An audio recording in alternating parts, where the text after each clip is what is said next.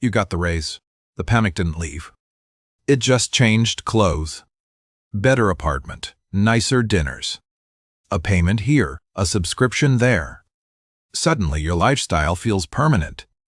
And your freedom doesn't. This is the hidden trap. Most men in their 30s call it progress. Their bank account calls it commitment. And commitment gets expensive fast. You're not reckless. That's why this trap works so well. It hides inside choices that look mature. A bigger income arrives, and your life expands to greet it. Quietly, almost respectfully, it pre-spends tomorrow. Nothing feels outrageous on its own. That's the danger. Each upgrade looks reasonable when viewed alone. A safer neighborhood feels responsible. A newer car feels earned. Better furniture feels like adulthood finally catching up. Then the monthly total hardens beneath you. Now, your life has weight, and weight changes how money feels. The trap isn't spending more once. It's building a life that requires more every single month. That's why men walk into it without noticing. It doesn't feel like indulgence. It feels like becoming established. You tell yourself you're finally doing things properly. Underneath that story is a quieter fear, falling behind everyone else. In your 30s, comparison gets stealthier. Nobody brags much anymore. They just normalize bigger houses and smoother lives. So you stop asking what fits your values. You start asking what someone like you is supposed to carry. That question is expensive because someone like you has no ceiling. It only has moving goalposts. Maybe you're earning 140, 160, even 200,000 household. On paper, that should feel safe. Often, it doesn't. You can have retirement contributions, decent equity, and still feel strangely tight. That's the signature of this trap. The money isn't all gone. The flexibility is. And flexibility is what your nervous system actually experiences as safety. Most men don't crave luxury as much as they crave certainty. So they buy things that look like stability. Better schools, shorter commutes, cleaner spaces, nicer weekends. None are crazy alone. Together, they form a fixed-cost identity. That identity starts billing you every month, whether work feels good or not, whether bonuses come or not. This is lifestyle inflation, but deeper than the usual definition. It's emotional inflation. Your standard for feeling okay keeps rising. The upgrade isn't just about comfort. It's about reducing the discomfort of uncertainty, comparison, and adult pressure. That's why small spending cuts rarely solve it. The real issue sits in the recurring commitments you stopped questioning. Healthy spending says, "This matters to me, and I chose it." Trap spending says, "People like me should have this." Those sound similar from the outside. Inside your head, they're worlds apart. One is intentional, one is socially programmed. A healthy upgrade can fit a clear plan. A trap upgrade becomes the plan, then demands the income to justify it. You see it in housing first. One extra bedroom becomes a bigger tax bill, higher insurance, more furniture, and more maintenance. You see it in transportation too. What starts as reliability slowly becomes image, convenience, and another monthly promise. Then convenience spending moves in quietly. Prepared meals, easy delivery, paid shortcuts, automatic renewals. Each one rents space and cash flow. If you have kids, the pressure gets sharper. Every activity feels loaded with meaning. Every no can feel like failure. If you don't have kids, the pressure just changes shape. Travel, social life, home upgrades, and dating can fill the same role. Either way, money becomes a translator for identity. It starts saying, "I'm okay, I'm capable, I'm keeping up." But money is bad at carrying that emotional job. It gets overloaded. Then every bill starts feeling heavier than it is. Here's what men often miss. The trap doesn't begin when you spend badly. It begins when you stop noticing the baseline. When the baseline rises, your future choices shrink. A job you hate becomes harder to leave. A sabbatical becomes fantasy. A slower season at work feels dangerous instead of manageable. That's not because you're irresponsible. It's because your floor got too high. And the floor gets high and respectable lays. Nobody warns you about respectable traps. They applaud them as signs you're doing well. So when the unease arrives, you blame yourself. You say you need more discipline. Sometimes what you need is more breathing room. A lot of viewers will think, this isn't me. I save, I invest, I don't live stupidly. Fair. But saving something doesn't automatically mean you're safe, especially if the lifestyle depends on steady raises or variable bonuses. That's the advanced nuance people miss. Many men use unpredictable money to support fixed obligations that feel permanent. A strong year smooths everything over, you feel ahead. Then one weaker year exposes how little slack was actually built. Another nuance is relationship silence. Plenty of couples aren't fighting about money. They're simply not interpreting it together anymore. One person upgrades for comfort, the other upgrades for relief. Nobody names the patterns, so it quietly becomes household culture. 6 months pass, then a year. Suddenly, you're both protecting a lifestyle neither of you consciously designed. That's why checking your accounts can feel weirdly emotional. The numbers aren't just numbers anymore. They're tied to self-worth. A man at 36 can have $120,000 invested and still feel behind. A man at 42 can have $300,000 and still feel trapped. Context changes everything. Income matters, costs matter. But the biggest variable is how much of your future is already spoken for. If your monthly burn is $11,000 or $12,000, even good money can feel ordinary. Ordinary money carrying oversized expectations starts feeling fragile. And fragile money changes behavior.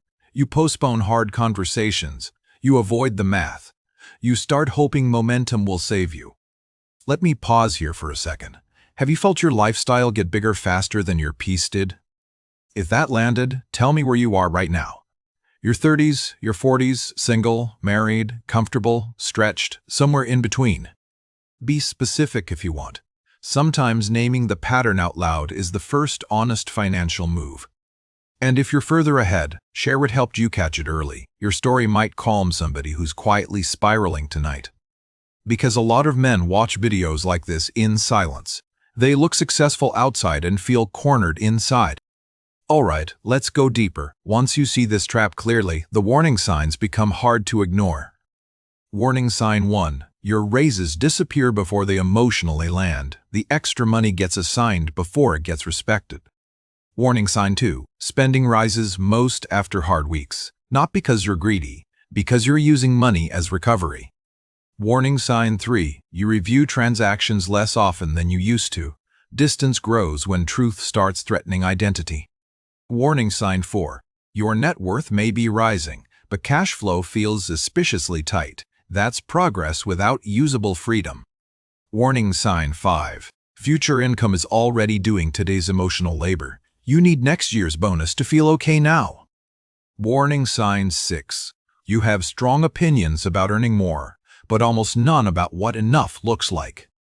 That's a brutal place to live, because without an enough number, every peer becomes a moving benchmark. Warning sign 7. You are frugal in tiny places and reckless in permanent ones. That imbalance feels responsible, but isn't. You skip the small pleasure, then sign the larger contract. That's not discipline. That's anxiety wearing a tie. Warning sign 8. You confuse access with ownership. Just because a payment fits today doesn't mean the lifestyle fits you. Monthly affordability can hide long-term cost beautifully. That's why smart men get trapped. The math cooperates for a while. Then something shifts. Maybe work changes. Maybe burnout hits. Maybe your priorities evolve faster than your commitments can. Suddenly, the life you built to feel secure starts feeling like a hallway with fewer exits. That's the real bill.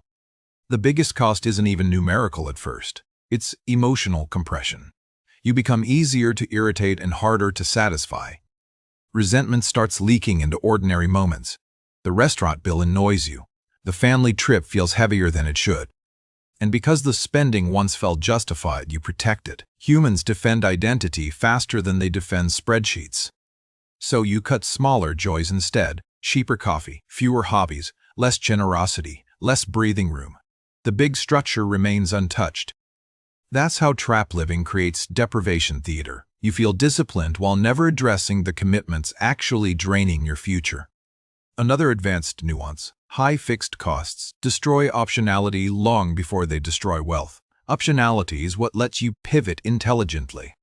It's what lets you change roles, weather layoffs, start something new, or simply recover from a hard season. In your 30s, optionality is unbelievably valuable. This is the decade when one flexible decision can echo for 20 years. $1,000 or $1,500 redirected monthly doesn't look glamorous. Over a decade, it can become a serious six-figure difference. Not magic, just math plus time. And time is still on your side much more than it feels. That's why this trap is so dangerous. It steals compounding by stealing monthly capacity first. The answer isn't becoming cheap. The answer is becoming conscious before your lifestyle becomes your boss. Start with one hard audit. Look at every recurring commitment and ask whether it serves your life or your image. Not whether it feels nice, not whether others approve, whether it genuinely supports the decade you're trying to build. I like 3 labels here: essential, meaningful, and ego. Most people are shocked by how many charges land in ego. Then separate fixed costs from flexible costs with total honesty. The goal is lowering your floor, not shaming your preferences. A lower floor buys calm. Calm improves judgment. Better judgment makes every future dollar work harder. Next, define what enough means for this season. Not forever, just this chapter of adult life. How much do you actually need to live well, save consistently, and sleep better? That number matters more than status. Without it, ambition mutates into appetite. With it, you can tell the difference between growth and drift. Then create friction before any upgrade that becomes recurring. Wait 30 days. Fund it from actual surplus, not projected momentum.